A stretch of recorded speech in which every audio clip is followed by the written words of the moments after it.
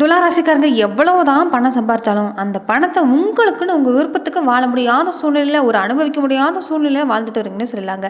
பெரும்பாலும் ஒரு தேவை இருக்குது தான். ஆனால் அந்த தேவைக்காக ஒரு காசை ஏற்படுத்துறீங்கன்னா அது வேறு வகையில் விரை செலவாக போயிடுது. இல்லைன்னா மருத்துவ செலவு வந்துடுது, இல்லைன்னா தேவையில்லாத கடனாக வந்துடுதுன்னு சொல்லலாங்க.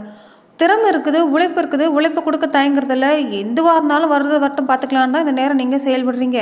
ஆனாலுமே ஏதோ ஒன்று முன்னேற முடியாமல் ஒரு தடங்கிறது இருந்துக்கிட்டே இருக்குதுன்னு சொல்லலாங்க. துளாராசி என்பளுக்கு நேரம் என்னவோ நல்லா தான் இருக்குது. எங்கே ஜாதகம் எடுத்துகிட்டு போய் பார்த்தாலுமே நேரம் நல்லா இருக்குன்னு சொல்லக்கூடியவங்க தான் கொஞ்சம் அதிகமாக இருப்பாங்க. ஆனாலுமே தடங்கிறது உங்கள் வாழ்க்கையில் பொறுத்த வரைக்குமே இல்லாதெல்லாம் இல்லை. பெரும்பாலும் ஏறாத கோவில் இல்லை, கும்பிடாத சாமி இல்லை, கோவில் கூட சுத்தாத இடம் இல்லைன்னு நினைக்கக்கூடியவங்க நிறைய பேர் இருப்பீங்க. எதை செஞ்சாலும் சரிங்க, குலதெய்வ வழிபாடு செய்கிறது ரொம்ப ரொம்ப முக்கியம். குலதெய்வ வழிபாடு செய்யக்கூடியவங்களுமே இந்த நேரத்தில் பொறுத்த வரைக்கும் இருப்பீங்க. ஆனாலும் ஒரு நல்ல மாற்றங்கிறது வாழ்க்கையில் இல்லாமல் இருக்கும். கஷ்டம் குறைஞ்ச பாடில் வாழ்க்கையில் நல்ல மாற்றம்னு நினைக்கக்கூடியவங்க தான் நிறைய பேர் இருப்பீங்க. குலதெய்வ ஆசீர்வாதம் முழுமையாக நமக்கு இருந்தால் மட்டும்தான் நம்மளால் எல்லாமே சாத்தியப்படுங்க. காலம் முழுவதும் நீங்கள் என்னதான் பாடுபட்டாலும் வளர்ச்சி இல்லாமல் இருக்குதுன்னா, ரொம்ப கஷ்டம் இருக்குதுன்னா, சரியாக குலதெய்வ வழிபாடு ஆசீர்வாதம், குலதெய்வத்தோட ஆசீர்வாதங்கிறது முழுமையாக கிடைக்காம இருக்கிறது தான் இந்த மாதிரியான பிரச்சனைக்கு காரணம்னு சொல்லலாம். இதுக்கு என்ன செய்யணும், தொடர்ந்து எந்த மாதிரியான வழிபாட்டு முறைகளை செய்யணும், குலதெய்வத்தை எப்படி கண்டுபிடிக்கிறது, இது எல்லாமே இந்த பதிவில் நாம் தொடர்ந்து பார்க்கலாம். உங்களுக்கு வரக்கூடிய கஷ்டமாக இருக்கட்டும், தொடர்ந்து நீங்கள் எத்தனையோ பரிகாரம் செஞ்சுருந்தாலுமே இந்த ஒரு விஷயத்தை செஞ்சு பாருங்கள். இதனால் நல்ல மாற்றம் நடக்கக்கூடிய வாய்ப்பு இருக்குது. தொடர்ந்து நீங்கள் எந்த மாதிரியான விஷயத்தை செய்ய போகிறீங்க, உங்கள் வாழ்க்கையில் எந்த மாதிரியான பலன்கள் கிடைக்க போகுது, அது மட்டும் இல்லாமல் இனி அடுத்து வரக்கூடிய 30 நாட்கள் உங்களுக்கு எப்படிப்பட்ட பலன் கிடைக்கும், இது எல்லாமே இந்த பதிவில் நாம் தொடர்ந்து பார்க்கலாம். அதுக்கு முன்னாடி நீங்கள் இந்த சேனலுக்கு புதிவராக இருந்தால் இந்த சேனலை சப்ஸ்கிரைப் பண்ணிவிட்டு ஒரு லைக்கும் பண்ணிவிட்டு பின்தொடர்ந்து வாங்க பார்க்கலாம். மேலுமே இந்த வீடியோ பதிவை எந்த மாவட்டத்திலேருந்து பார்க்குறீங்க, எந்த ஊர்லேருந்து பார்க்குறீங்க, உங்கள் பேர் தான் என்னங்கிறத மறக்காமல் கமெண்ட் பாக்ஸ் சொல்லிட்டு போங்க, நாங்களும் தெரிஞ்சுக்கிறோம். பெரும்பாலும் இந்த வீடியோ பார்க்கக்கூடியவங்க சப்ஸ்கிரைப் பண்ணாமல் பார்க்குறீங்க. வேலையாக சப்ஸ்கிரைப் பண்ணி வச்சுட்டு பாருங்கள். அப்போ தான் இந்த சேனலில் போடக்கூடிய ஒவ்வொரு வீடியோஸும் உங்களுக்கு நோட்டிஃபிகேஷன் மூலமாக வந்துடக்கூடிய வாய்ப்பு அமைஞ்சிருக்கு. பெரும்பாலும் துளாராசி அன்பர்கள் பொறுத்த வரைக்குமே இந்த காலகட்டங்களில் உங்களுக்கு நிறைய நல்ல மாற்றம் காத்திருக்கக்கூடிய வாய்ப்பு தாங்க. குடும்பத்தில் குலதெய்வத்தை இதுக்கு முன்னாடி பொறுத்த வரைக்குமே சரியாக வழிபட்டுருக்க மாட்டாங்க, விட்டு போயிருக்கக்கூடிய வாய்ப்பெல்லாம் இருந்திருக்கும். அப்படிப்பட்டவங்களுக்கு இந்த சொந்த பந்தம் இருக்கிறது ஒன்று, இல்லாமல் இருக்கிறது ஒன்றுங்க. எந்தவித உதவியும் கிடைக்காது. தேவைக்குன்னா மட்டும் உங்ககிட்ட வருவாங்க, ஒரு உதவி பண்ணணும்னா இந்த நேரத்தில் இருப்பாங்க. ஆனால் மற்ற நேரத்தில் உங்களை கண்டும் காணாமல் ஒதுங்கி போகக்கூடியவங்க நிறைய இருப்பாங்க. வீட்லேயுமே அப்படி தான், ஏதாவது சண்டை பிரச்சனைங்கிறது இருந்துக்கிட்டே இருக்கும். ஒரு நேரம் போல் ஒரு நேரம் உங்களால் செயல்பட முடியாது. காசு பணம் சம்பாரிச்சு ஒரு பக்கம் வச்சிங்கன்னா அது ஏதாவது ஒரு வகையில் செலவாகிட்டே இருக்குங்க. அதே மாதிரி நல்ல விஷயம் கேட்டு ரொம்ப நாள் ஆச்சுன்னு வருத்தப்படக்கூடியவங்களாமே இருப்பீங்க. அப்படிப்பட்டவங்களுக்கு எல்லாமே இந்த நேரத்தில் குலதெய்வ வழிபாட்டை சரியாக வழிபடணுங்க. பெரும்பாலும் குலதெய்வ ஆசீர்வாதங்கிறது இருந்துட்டாவே நமக்கு நல்ல மாற்றம் தான். சில குடும்பத்தில் குலதெய்வத்தை வெறும் 2-3 தலைமுறை மட்டும் வணங்கிட்டு விட்டுருப்பாங்க. அவங்க எந்த ஊரில் இருக்கிறாங்களோ ஒரு ஊருக்காரங்களா ஒன்று சேர்ந்து குலதெய்வமாக நினச்சி வழிபட ஆரம்பிச்சிருப்பாங்க. அப்படிப்பட்டது இருந்தாலுமே குலதெய்வ கோபங்கிறது இருக்கும்.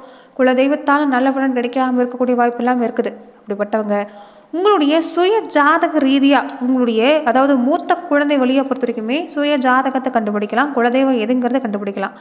ஆண் தெய்வமா பெண் தெய்வமா இது எல்லாமே தெரிந்து கொள்ளக்கூடிய வாய்ப்புங்கிறது பொறுத்த வரைக்குமே ஜாதக ரீதியாகவும் சொல்லக்கூடிய வாய்ப்பு அமைஞ்சிருக்குது. அதே மாதிரி குடும்பத்துக்கு குலதெய்வம் ஒன்றும் அது பரிவார தெய்வம் ரெண்டும் சம்மந்தம் கொள்ளக்கூடிய வாய்ப்புங்கிறது ஜாதகத்திலே தெரிஞ்சிடும்.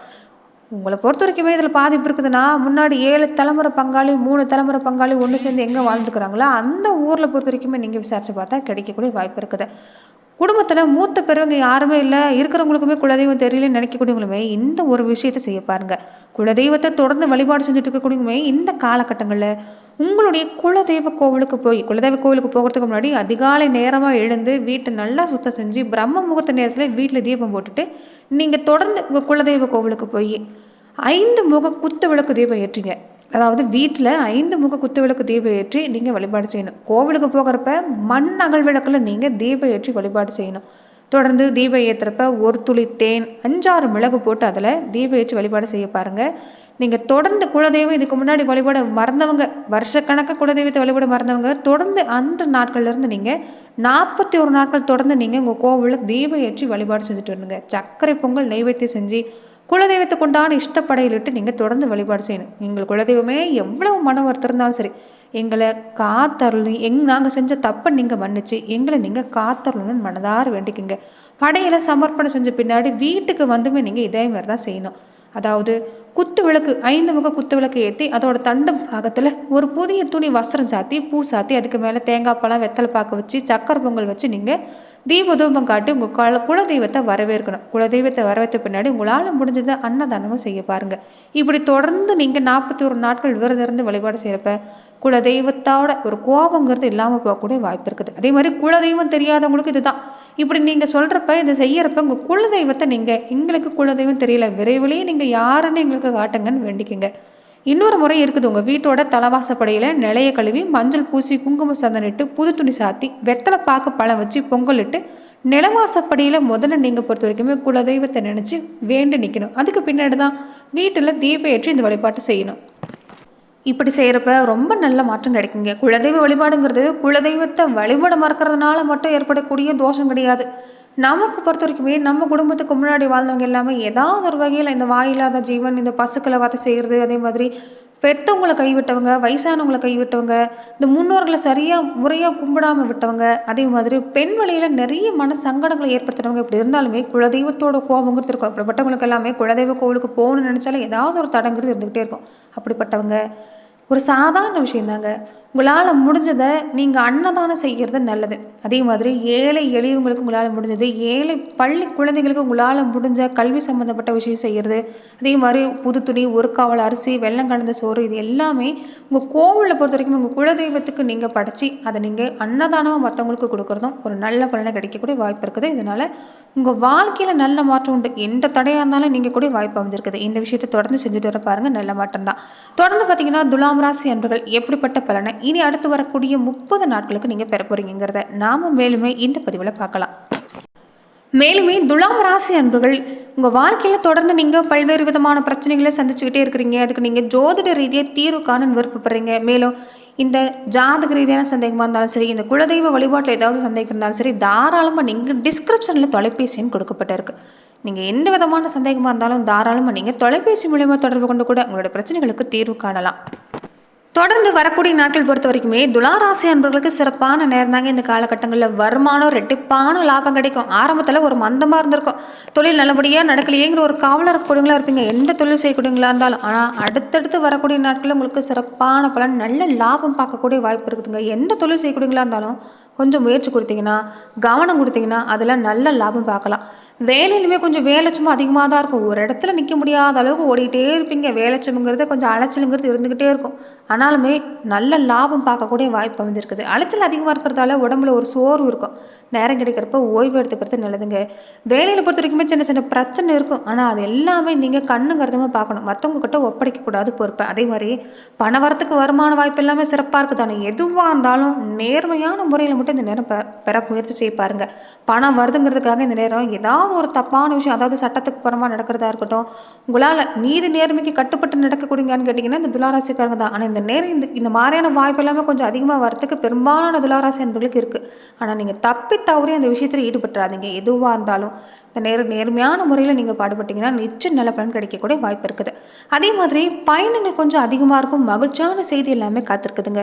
திருமணம் சம்மந்தப்பட்ட விஷயத்திலுமே இந்த நேரம் இனி வரக்கூடிய நாட்களில் நல்ல செய்தி காத்திருக்கக்கூடிய வாய்ப்பு இருக்குது. வெளிநாட்டு யோகமும் சிறப்பாக இருக்குதுன்னு சொல்லலாங்க. வேலை ரீதியாக நீங்கள் இந்த நேரத்தில் எந்த விஷயம் செஞ்சாலுமே உங்களுக்கு நல்ல மாற்றம் கிடைக்கக்கூடிய வாய்ப்பு தான். தொடர்ந்து செவ்வாய் பகவான் அமர்ந்திருக்கக்கூடிய தன்மை பொறுத்த வரைக்குமே குடும்ப வாழ்க்கையில் கொஞ்சம் கவனம் கொடுக்கணுங்க. முன்னாடி அளவுக்கு பாதிப்புங்கிறது நேரம் இல்லை தான். முன்னாடி எல்லாமே எதுக்கு சண்டை போடுறீங்கன்னே தெரியாது, காரணம் இல்லாத சண்டை போட்டுட்டு இருப்பீங்க. குழந்தைகள் வழியில் பொறுத்த வரைக்குமே குழந்தைகளை வச்சு சண்டை போடக்கூடியவங்களும் கொஞ்சம் அதிகமாக இருந்திருப்பாங்க. இந்த நேரம் பொறுத்த வரைக்குமே குழந்தைகளால் உங்களுக்கு பாதிப்பில்லை, நல்ல மாற்றம் தான். குழந்தைகள் உங்கள் சொல் பேச்சு கேட்டு நடக்க ஆரம்பிப்பாங்க. நீங்கள் கணவன் மனைவி 2 பேரும் விட்டு கொடுத்து போனாவே போதும். குடும்பத்தில் எந்த ஒரு பிரிவுமே இல்லை. இந்த நேரம் பேச்சில் தான் கொஞ்சம் கவனம் கொடுக்கணும்னு சொல்லலாங்க. பெரும்பாலும் இந்த நேரம் பொறுத்த வரைக்குமே கொஞ்சம் பொறுமையாக இருக்க மாட்டீங்க, கோபப்பட்டு பேசுறீங்க, பின்னாடி வருத்தப்படுற மாதிரி தான் அமைஞ்சிருக்கும். அதனால் வார்த்தைகளில் கொஞ்சம் கவனம் பாருங்க. குரு பகவான் பாகிஸ்தானத்தில் அமர்ந்திருக்கிறதால யோகத்தை பொறுத்த வரைக்கும் உங்களுக்கு சிறப்பான நேரம் தான். இந்த நேரம் வீடு வாங்கக்கூடிய அமைப்பு, சொந்த வீடு கட்டக்கூடிய அமைப்பு, வாகனம் வாங்கக்கூடிய அமைப்பு எல்லாமே இந்த மாத காலத்தில் உங்களுக்கு ஏற்பட போகுதுன்னு சொல்லலாங்க. வேலை வாய்ப்பு கிடைக்கும். இந்த நேரம் புதுசாக வேலைக்கு முயற்சி செஞ்சாலுமே வேலை வாய்ப்பு கிடைக்கக்கூடிய வாய்ப்பு இருக்குது. அதே மாதிரி இந்த இளம் வயசுக்காரங்க இந்த காதல் விவகாரத்தில் கொஞ்சம் எச்சரிக்கையாக இருந்துக்கங்க. இந்த நேரம் இந்த விஷயத்தில் நீங்கள் ஏமாற்றக்கூடிய ஒரு வாய்ப்பு அமைஞ்சிருக்கு. உங்களை ஏமாற்றிக்கிட்டு போகக்கூடிய வாய்ப்பு இருக்குது. அதனால் கவனமாக இருக்கணும். அதே மாதிரி ஆரோக்கியத்தில் பொறுத்த வரைக்குமே குறைபாடுங்கிறது பெருசாக இல்லை. ரொம்ப நாளாக ஆரோக்கிய குறைபாடு இருந்தவங்களுக்கு கூட இந்த நேரம் ஆரோக்கிய விஷயத்தில் நல்ல மாற்றம் காத்திருக்குன்னு சொல்லலாங்க. மாணவர்களுக்கு சிறப்பாக இருக்குது. கல்வி நிலையில் தொடர்ந்து முயற்சி கொடுத்தீங்கன்னா நல்ல மதிப்பெண் தான். அதுமாரி இந்த வெளிநாட்டு வேலை சம்மந்தப்பட்ட விஷயம் எல்லாமே யோகத்தை தரக்கூடிய வாய்ப்பு அமைஞ்சிருக்குன்னு சொல்லலாம். பெண்களாக இருக்கக்கூடியவங்களுக்கு இந்த நேரம் தடங்கிறது எந்த இடத்துலையுமே இல்லை. எதிர்பார்க்கக்கூடிய விஷயம் நடக்கும். நீங்கள் எங்கே போனாலும் உங்கள் பேச்சுக்கு மதிப்பு மரியாதை கிடைக்கக்கூடிய வாய்ப்பு இருக்குது. உங்கள் மனசுல நிறைய மாற்றத்தை நீங்கள் கொண்டு வருவீங்க. எதை செய்யலாம் எதை செய்யக்கூடாதுங்கிறது உங்களுக்கு தெளிவாகவே தெரியும். அதனால் பெண்களுக்கு இந்த காலகட்டம் சாதகம் தான். உடல்நிலையில் மட்டும் கொஞ்சம் கவனம் கொடுக்க பாருங்கள். மற்றபடி உங்களுக்கு இந்த நேரம் சிறப்பாக தான் இருக்குது. அதே மாதிரி இந்த காலகட்டங்களை பொறுத்த வரைக்குமே தொழில் வியாபாரம் எல்லாமே சிறப்பாக இருக்கும். யோகம் தரக்கூடிய அமைப்பு தான். தொழிலில் இருந்த தடை எல்லாமே நீங்கக்கூடிய வாய்ப்பு இருக்குது. எதிர்பார்க்கக்கூடிய விஷயம் நடக்கும். தொடர்ந்து இந்த காலகட்டங்களில் தர்ம சிந்தனை உங்களுக்கு அதிகமாக இருக்கக்கூடிய வாய்ப்பு இருக்குது. முடிஞ்ச வரைக்குமே அன்னதானமும் நீங்கள் செய்ய பாருங்கள். கண்டிப்பாக நல்ல பலன் கிடைக்கக்கூடிய வாய்ப்பு தான். நன்றி நண்பர்களே. இந்த பதிவில் துலாம் ராசி அன்பர்களுக்கு அடுத்து வரக்கூடிய 30 நாட்களும் குலதெய்வ வழிபாடை ஏன் இந்த மாதத்தில் செய்யணுங்கிறது பார்த்தோம். ஏன்னா இந்த மாதத்தில் தட்சிண காலம், குலதெய்வத்துக்கு அதிகப்படியான சக்தி கிடைக்கக்கூடிய மாதம். அதனால தான் குலதெய்வ வழிபாடு செய்ய பாருங்கள். குலதெய்வ கோவிலில் பிரார்த்தனை இருந்தாலும் வேலையை நிறைவேற்ற பாருங்கள். இதனால் நல்ல மாற்றம் நடக்கும். நன்றி நண்பர்களே.